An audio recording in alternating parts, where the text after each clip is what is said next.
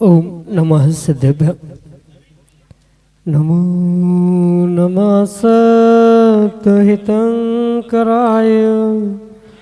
वीराय भव्याम्बुजभास्कराय अनंतलोकाय सुरार्चिताय देवादिदेवाय नमो जिनाय देवादिदेवाय नमो जिनाय। पंच परमेष्टि भगवान की परम पूज्य आचार्य भगवंत गुरुवर विशुद्ध सागर जी मुनि महाराज की परम पूज्य मुनि श्री सुप्रभ सागर जी महाराज की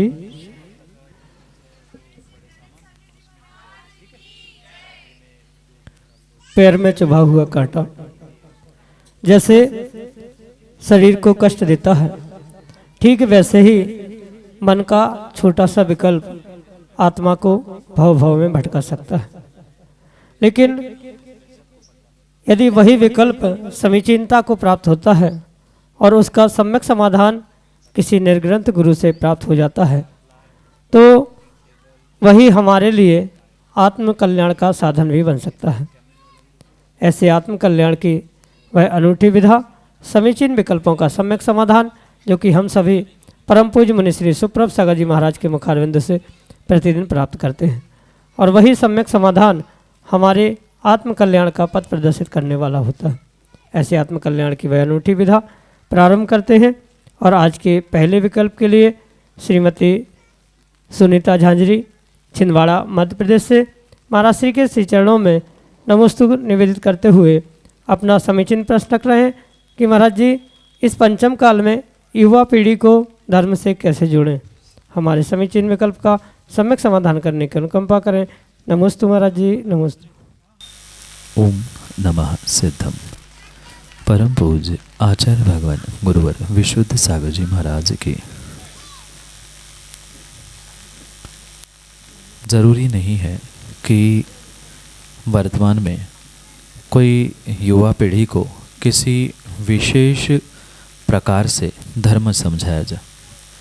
अगर वास्तविकता में धर्म के मर्म को समझने वाला व्यक्ति उनकी उस युवा पीढ़ी की अपनी स्वयं की पसंद, उनके स्वयं के विवेक से उनको उस धर्म और धर्म की क्रिया के विषय में समझाने का प्रयास किया जाएगा, तो नियम से इस खोटे पंचम काल कलिकाल में भी यह युवा पीढ़ी धर्म से, धर्मात्माओं से और धर्म कार्यों से अवश्य ही जुड़ सकती।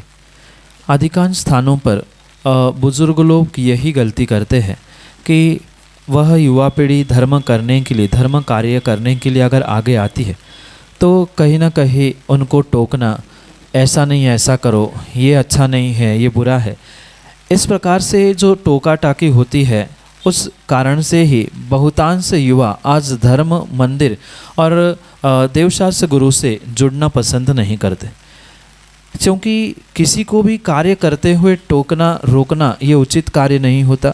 उनको समझाया जा सकता है कि ऐसा जो आप कार्य कर रहे हैं, यह कार्य करने के उपरांत, माना कि कोई पूजा करते समय गलत द्रव्य चढ़ा रहा है, नैवेद्य की जगह दीप चढ़ा रहा है, आप तत्काल उसे टोकोगे कि ऐसा नहीं ऐसा किया, गलत कर दिया, तो वह कभी भी आपसे धर्म से जुड़ नहीं सकता।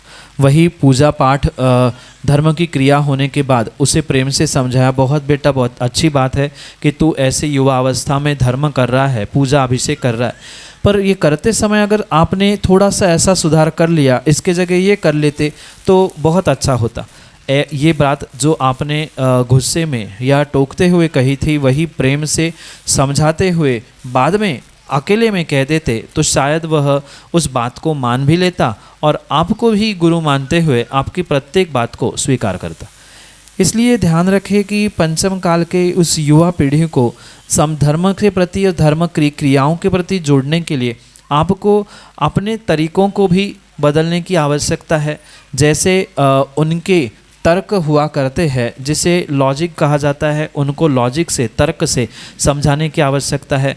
पूजा करनी है तो पूजा करने का अभिप्राय क्या है, पूजा क्यों की जाती है, अभिषेक करने से क्या फल मिलता है, दान देने से क्या फल मिलता है, स्वाध्याय करने से क्या फल मिलता है, आदि आदि प्रत्येक कार्यों का फल अगर समझाया जाएगा तो नियम से वहाँ वह विशेष रूप से आपको उन युवा पीढ़ी को धर्म के प्रति जोड़ने के लिए एक कार्यकारी उपाय बन सकता है। जैसे वर्तमान में बहुत सारी टेक्नोलॉजी, बहुत सारे साधन बन चुके हैं जो पूर्ण रूप से उस धर्म के बहुत सारे कार्यों को, क्रियाओं को विज्ञापन या टेक्नोलॉजी के माध्यम से दिखाए या समझाया जा सकते। जैसे यूट्यूब है, टीवी है आदि के माध्यम से उन्हें धर्म की क्रियाओं के प्रति रुझान बढ़ाने का कार्य किया जा सकता है। ऐसे नाना प्रकार के उपक्रम करते हुए उनको उनके ही तरीके से युवा पीढ़ी को युवा पीढ़ी के तरीके से ही समझाने का प्रयास किया जाए तो वह नियम से उन कारणों को समझते हुए, तर्कों को समझते हुए उन धर्म और धर्म की क्रियाओं से संलग्न हो सकते हैं। यही आपके लिए सम्यक समाधान। सुप्रिया जैन अगले समीचीन विकल्प के लिए हमारे सामने। नमोस्तु गुरुवर, नमोस्तु गुरुवर, नमोस्तु गुरुवर।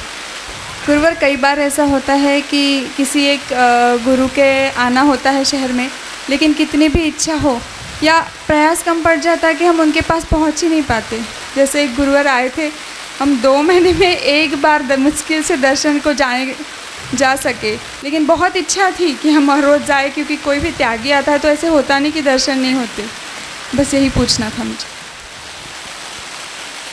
माँ सच्चे देवशास्त्र गुरु के दर्शन करने की भावना होने पर भी अगर माना कि किसी कारणों से, किसी निमित्त से हम वहाँ तक पहुँच नहीं पा रहे, तो ये नियम से आपके अंतराय कर्म के ही उदय के निमित्त से हो रहा है, ये समझने की आवश्यकता। जब तीव्र अंतराय कर्म का उदय हुआ करता है तब व्यक्ति अच्छा कार्य करने की भावना रखते हुए भी अच्छा कार्य नहीं कर पाता, और उस तीव्र अंतराय कर्म के कारण से ही पूजा करने का विकल्प हो या गुरु के दर्शन, विहार आदि आदि के कार्य करने की पूर्ण तीव्र इच्छा होने पर भी जीव समय होने पर भी पहुंच नहीं पाता।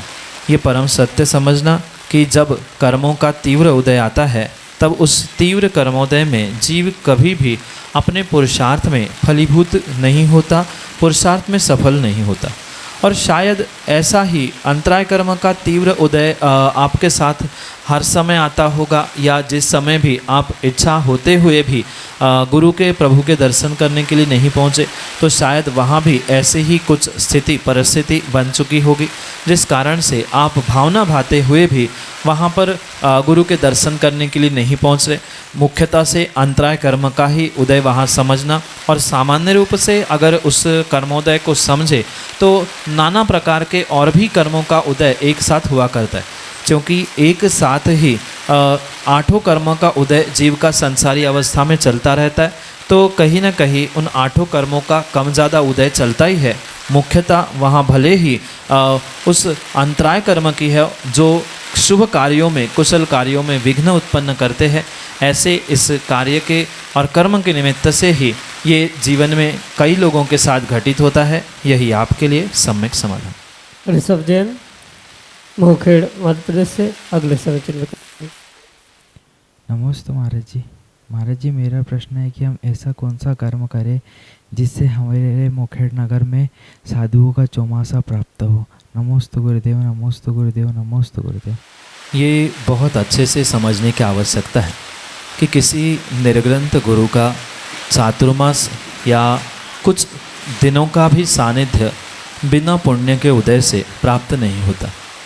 जब कई जन्मों का सातिशय पुण्य उदय में आता है तब जाके निर्ग्रंथ गुरु का अपने नगर में सानिध्य और सन्निधि के रूप में सौभाग्य प्राप्त होता है। और फिर तो चतुर्मास की बात ही क्या करना। चातुर्मास एक ऐसा आयोजन हुआ करता है जहाँ धर्मात्मा वह निर्ग्रंथ गुरु के निमित्त से अपने जीवन के आत्म उत्थान का पुरुषार्थ करता है। और ऐसे उस सौभाग्य को प्राप्त करने के लिए उस समाज को बहुत बहुत तीव्र पुण्य उत्पन्न करने की, प्राप्त करने की आवश्यकता हुआ करती। जैसे आज आपने सभी ने, पूरे समाज ने मिलकर, पूरे नगरवासियों ने मिलकर ये आयोजन बहुत सफलता के और बहुत उत्कृष्टता से संपन्न करने का जो सौभाग्य प्राप्त किया, ऐसे ही पूरे नगरवासी मिलकर अगर ये सौभाग्य और वृद्धिंगत करने का, अपने पुण्य को और गाढ़ा करने का प्रयास करेंगे तो नियम से ये आपको सौभाग्य भी आने वाले जल्द ही समय में प्राप्त हो सकता है, जहाँ किसी निर्ग्रंथ मुनिराज का आपके मोखेड़ नगर में चातुर्मास हो सकता है। जब 3 दिन के इस आयोजन में पूरे नगरवासियों ने चढ़ बढ़कर हिस्सा लेते हुए इतना सौभाग्य आनंद प्राप्त किया, फिर अगर 4 महीने किसी साधु का आपको सौभाग्य चातुर्मास के रूप में मिल जाए, फिर तो आपके पुण्य की कहना ही क्या। वैसे ही आपके मंदिर के पारसनाथ भगवान चमत्कारी है ही, उनके उस अतिशयकारी चमत्कारकारी भगवान के चरणों में आप भावना भाते रहना, और अपनी भावना से ही भव का जब नाश हो सकता है तो निर्ग्रंथ साधु का चातुर्मास बहुत बड़ी बात नहीं है। जब सबरी ने झूठे बेर तैयार रखे थे, भावना भाई थी, तो रामचंद्र जी को आना पड़ा। चंदना ने आँखों के पानी डालते हुए महावीर जी को पड़गाया था, तो महावीर स्वामी भी लौट कर आए थे। ऐसे ही अगर मोखेड़ वाले अपनी भावनाओं को बलवती करते हुए शीघ्रता से मंदिर का निर्माण करेंगे और साधु के रुकने की उचित व्यवस्था करेंगे, तो बहुत शीघ्रता से ही आपके नगर में वह चातुर्मास होने की संभावना है। यही आपके लिए सम्यक समाधान। दिलीप उदासी, मोखेड़, मध्य प्रदेश से अगले समीचीन में कल। जय माता दी। गुरुवर के चरणों में कोटि कोटि नमन।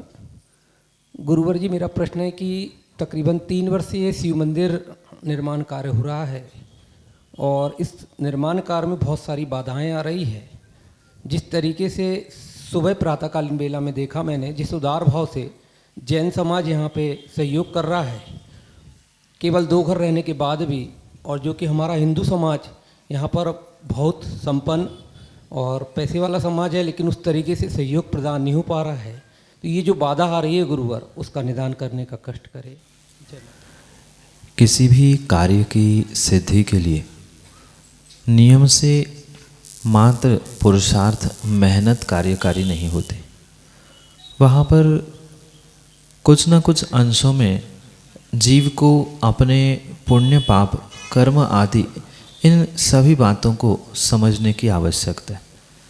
ये परम सत्य है कि किसी भी धार्मिक कार्य में प्रत्येक जीव को अगर हमारे पास योग्यता है, देने की शक्ति है, तो अपने शक्ति के अनुसार धर्म कार्यों में नियम से सहयोग करना ही होगा, ये परम सत्य। पर फिर भी ये अवश्य समझना कि कोई कार्य आपने प्रारंभ किया है और उस कार्य में विघ्न आ रहे हैं, तो जैसे वह कार्य में विघ्न आने के पीछे के कारण को भी हमें समझना होगा कि मात्र अर्थ के निमित्त से, यानी धन के निमित्त से रुकावट आ रही है, या किसी व्यक्ति विशेष के सोच के कारण से रुकावट आ रही है। रुकावट आने का मुख्य कारण क्या है, ये खोजे बिना रुकावट से दूर होने का प्रयास नहीं किया जा सकता। ये भी हो सकता है कि जो सहयोग करना चाहते हैं उनको सही समय पर सही प्रकार से मान सम्मान या कुछ विशेषताएं प्राप्त नहीं हो रही। ये पंचम काल है और ये बात तो आप सर्वत्र ही देखते हैं कि पूछ का ज़माना है। भले ही आदमी की मूछ चली गई है, पर जिसको पूछ लगा लो वह हनुमान बनते हुए भगवान की भक्ति करने के लिए पहुंच जाता है। इसलिए अगर दिलीप जी आपको पता है कि अमुक व्यक्ति सहयोग कर सकता है तो आप जाके उसे पूछ लगाओ। पूछ लगाने का मतलब हनुमान जैसी पूछ नहीं लगाना है, उससे बस पूछ लो कि भाई हमारे इस क्षेत्र में इतना बड़ा हम भगवान का परमात्मा का मंदिर बना रहे हैं, क्या आप सहयोग नहीं कर पाओगे? अगर वो सच्चा धर्मात्मा होगा और थोड़ी सी भी विनय और धर्म के प्रति उसका रुझान होगा तो मुझे विश्वास है वह नियम से आपके लिए और आपके मंदिर निर्माण के लिए अवश्य ही सहयोग करेगा। कहीं ना कहीं हो सकता है कुछ अप्रोच करने के लिए यानी उनके तक पहुंचने के लिए आप कम पड़ते हो, या ऐसा भी देखने में आता है आजकल के जीवों का बहुत मान कसाय का परिणमन देखने में आता है। और जिसको आपने जाकर पूछ लगा ली, मतलब पूछ लिया कि भाई सहयोग कर ले, तो उसका मान बढ़ गया, चलो मुझे भी पूछने आ गए, तो वह 10 रुपये की जगह 50 रुपये आपको दान में दे देगा, 50 की जगह 500 रुपये दान में दे देगा। क्योंकि आज वास्तव में पूछ का ही ज़माना है। उसको छोटे से बच्चों को भी आप पूछ लो कि बेटा क्या कर रहे हो, कैसा करना है, ऐसा करोगे तो वो भी खुशी खुशी आपके लिए सहयोग कर सकता है।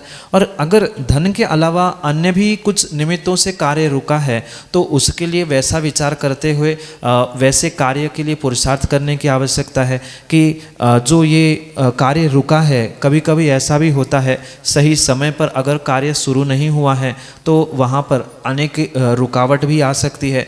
इन रुकावटों का मुख्य कारण समझने का प्रयास करें।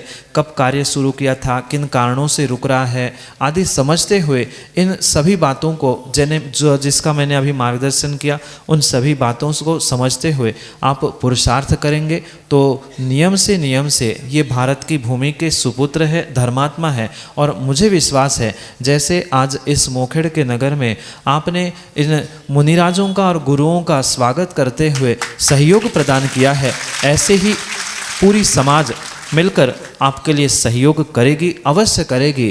कुछ अंशों में आप भी उसके लिए प्रयासरत हो और विशेषता से कुछ प्रयास करें और उस विशेषता के प्रयास से आप अपने उस निर्माण कार्य में सफलता प्राप्त करें, गति को प्राप्त करें। यही आपके लिए आशीष के साथ सम्यक समाधि। अनुराग जैन, नागपुर, महाराष्ट्र से अगले समीचीन विकल्प के लिए। नमस्ते मनुष्य। मेरा प्रश्न है मनुष्य कि जैसे अभी हम कार्य क्षेत्र में जो व्यस्तताएं हमारी हैं उसके साथ में धार्मिक संस्कार हम हमारे घर में भी देना चाहते हैं और उसका संतुलन बनाए रखना चाहते हैं, तो गुरुदेव उसके लिए कौन सा सम्यक वो प्रयास हो सकता है जो हम घर में कर सकते हैं? नमस्ते मनुष्य। धार्मिक संस्कार तो वास्तव में सभी जीवों के लिए, सभी समाजवासियों के लिए बहुत आवश्यक हुआ करता है, जिनके अभाव में जीव कभी भी अपने उस कार्य क्षेत्र में जो कि भौतिक रूप से अर्थ अर्जन का साधन होता है उसमें कभी भी सफल नहीं हो सकता। जो धार्मिक संस्कार, धार्मिक क्रियाकलाप है, उन क्रियाओं के साथ कार्य क्षेत्र में यानी व्यवसाय, व्यापार आदि के निमित्त से आपको संतुलन बनाने के लिए ज़रूरी नहीं है कि आप अपने उस धार्मिक क्रियाकलापों को, धार्मिक संस्कारों को मात्र और मात्र किसी मंदिर, किसी स्थान में ही पहुंचकर करें। बहुत सारे जीवों का ये भ्रम है कि मंदिर में ही पहुंचकर धर्म किया जाता है, धर्म क्रियाकलाप किए जाते हैं, धर्म के संस्कारों को प्राप्त किया जाता है। ये ज़रूरी नहीं है। आप जहाँ बैठे हैं, जहाँ व्यापार कर रहे हैं, जहाँ आपका कार्य क्षेत्र है, वहाँ बैठे बैठे भी प्रभु का नाम लेते हुए, स्मरण करते हुए, माला फिरते हुए, स्वाध्याय करते हुए उन धर्म संस्कारों को बढ़ा सकते। माना कि बहुत शुद्धि नहीं है, हम बहुत बड़े ग्रंथ भी नहीं पढ़ पा रहे, पर किसी ऑफिस, किसी स्थान में हम जूते चप्पल उतार कर हाथ पैर धोते हुए अगर विवेकपूर्वक जिनवाणी का स्वाध्याय कर रहे हैं तो वह भी हमारे लिए धर्म संस्कार बढ़ाने के लिए अपने भी ऊपर और परिवार के साथ भी, क्योंकि अक्सर ऐसा होता है वर्तमान में कि अर्थ अर्जन के निमित्त से जीव बड़े बड़े शहरों में पहुंचता है जहां मंदिर, गुरुओं का आना आदि दुर्लभ होता है। तो ऐसे समय पर आप अपने घर में ही अगर शाम के समय में पूरी परिवार को लेकर कुछ ग्रंथ का पारायण करें, कुछ स्वाध्याय करें, उसके माध्यम से हम अपने आप पर और पूरे परिवार पर धर्म संस्कारों को दे सकते। साथ में माना कि घर परिवार के अलावा भी आप स्वतंत्र रूप से कार्य क्षेत्र में कुछ करना चाहते हैं तो उस समय पर आप उन कार्य क्षेत्र में भी बैठे बैठे जप कर सकते हैं, जाप कर सकते हैं। भले ही स्थान अशुद्ध है, आप उच्चारण नहीं कर पा रहे हैं, तो मन में भी उसका स्मरण करते हुए, मुख ना खोलते हुए, जिह्वा ना हिलाते हुए, मन में ही माला का, भगवान का, प्रभु का नाम स्मरण कर सकते हैं। साथ में जैसे भक्तांबर आदि स्तोत्र पाठ है, उनका भी आप स्तोत्र पाठ कर सकते हैं, सुन सकते हैं, सुना सकते हैं। जितना अधिक इन क्रियाकलापों से आप अपने आप को उन क्षेत्र में भी, मतलब कार्य क्षेत्र में भी, व्यापार व्यवसाय आदि के निमित्त से भी अपने आप को इनसे संलग्न करेंगे, तो नियम से धर्म कार्य और क्षेत्र कार्य इन दोनों में आप बैलेंस, संतुलन अवश्य ही बना सकते। पर ये ध्यान रखें कि हम कहाँ पर है, कैसे है, हमारी शुद्धि, द्रव्य की शुद्धि आदि शुद्धि को देखते हुए उसका उच्चारण करना कि नहीं करना, कहाँ ग्रंथ ले जाना नहीं ले जाना, ये इतना विवेक तो आपको प्राप्त करना ही होगा। और इस विवेक के साथ अगर आप ऐसे कार्य करते हैं तो आप अवश्य ही अपने उन दोनों कार्यों में बैलेंस बनाते हुए अपने जीवन को सफल कर सकते हैं। यही आपके लिए सम्यक समझ। ऐश्वर्य उमेश साहू, मोखेड़, मध्य प्रदेश से अगले समीचीन में कोटि प्रणाम। गुरुजी, मेरा यह प्रश्न है कि अपन सब एक हिंदू हैं, हिंदुओं में अनेक धर्म बढ़ गए हैं, जैसे आप जैन धर्म है, बुद्ध धर्म है, सिख धर्म है, सभी बढ़ गए हैं। इसके बाद भी हम हिंदू एक होते हुए सनातनी क्यों नहीं? आप इसका सभी लोगों को ऐसा प्रचार करिए कि हम सनातनी हों। माँ, संप्रदाय कितने भी क्यों न हो, पर इस भारत का मात्र एक ही सनातन धर्म है जिसका नाम है अहिंसा, दया और करुणा। आप भारत के किसी भी धर्म के उस संप्रदाय विभाग को बहुत अच्छे से समझने का भी प्रयास करें, तो चाहे वर्धमान महावीर भगवान हो, चाहे वह श्री कृष्ण रामचंद्र जी आदि क्यों न हो, उन प्रत्येक भगवंतों ने मात्र अहिंसा का ही नारा लगाया। रामचंद्र जी और श्री कृष्ण जी के तो विषय में आपने शायद पढ़ा ही होगा। श्री कृष्ण जैसे ही बांसुरी बजाते थे, वह उनके आगे पीछे उन गायों का और त्रियंचों का आना भी आपने देखा और सुना है। रामचंद्र जी ने भी अनावश्यक रूप से किसी की हिंसा, किसी को पीटना ना करते हुए मर्यादा पुरुषोत्तम बनने का पुरुषार्थ किया। साथ में महावीर भगवान की अहिंसा तो जग जाहिर है, दुनिया जानती ही जानती है। इसलिए ये विकल्प करने की आवश्यकता नहीं है कि कौन कैसा किस प्रकार से विभाजित हो रहा है।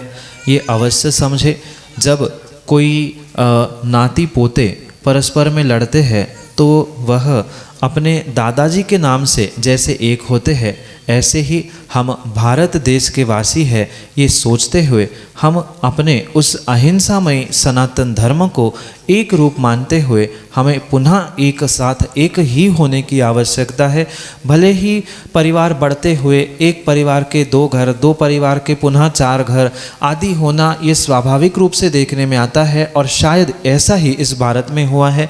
सबके परिवार के अपने अपने बच्चों की अपने अपने पीढ़ी की भिन्न भिन्न मान्यता होती है, और अपने भिन्न भिन्न मान्यताओं से ही ये भिन्न भिन्न संप्रदाय वर्तमान में देखने में आए हैं। पर मैं इन संप्रदायों को धर्म नहीं मानता, अपितु सभी संप्रदायों का जो मूल अहिंसा रूपी सनातन धर्मता है, वही धर्म है जीवों पर दया करना, जीवों की करुणा का पालन करना, जो तीर्थंकर भगवंतों ने और सभी भगवंतों ने हमारे लिए बताया है, वही वास्तव में सनातन धर्म है। और जो जीव इस अपने अहिंसा धर्म को स्वीकार करता है, हिंसा से रहित परिणाम और परिणति में जीता है, वही वास्तव में सनातन धर्म को मानने वाला है। नाम के लिए कोई सनातन लिख भी ले तो वह सनातनी हो नहीं सकता, क्योंकि उसके भीतर जीवों के प्रति दया करुणा नहीं है। शराब पीना, मांस खाना, ये किसी भी प्रकार से हमारे भारतीय धर्मों में, संप्रदायों में, दर्शनों में कहा ही नहीं है। इसलिए जो उन तीर्थंकर के और भगवंतों के वाणी को मानते हुए अहिंसा, दया, करुणा को ही धर्म मानता है और उसी के अनुसार ही अपनी चर्या करता है, वो ही वास्तव में सनातनी है, अन्य कोई भी नहीं। और ऐसे अहिंसा के नाम पर हम सब एक होते हुए सभी जीवों की दया करुणा को प्राप्त करने का प्रयास करें, तभी हम सभी सनातनी बनेंगे। यही आपके लिए सम्यक समाधि। ब्रह्मचारिणी सोनम दीदी, कुंडा, मध्य प्रदेश से अगले समीचीन में कल्प करें। जय मुनिराज के चरणों में कोटिशा नमोस्तुते। महाराज श्री, मेरी जिज्ञासा यह है कि द्वय मुनिराजों के चरणों में कोटिशा नमोस्तु महर्षि। महर्षि, मेरी जिज्ञासा यह है कि हम निरंतर अपने भावों में विशुद्धि कैसे बढ़ाएं और जो हमारे बीच बीच में जो नकारात्मक भाव होते हैं, जो हमारे पापबंध का कारण बनते हैं या अंतराय का कारण बनते हैं, उनको कैसे दूर करें। नमोस्तु महाराज। भावों की विशुद्धि किसी भी प्रकार से बहिरंग निमित्तों से बढ़ने वाली नहीं।